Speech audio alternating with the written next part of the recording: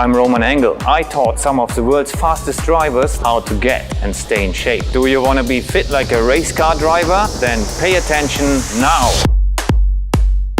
Reaction is very important for a driver as well. A quick reaction time and a good coordination will improve his racing a lot. Very simple exercise for that is to take a ball against the wall where the driver cannot see when the ball is thrown and where it's thrown to, and he has to react very quick to the ball bouncing back from the wall. And here we go.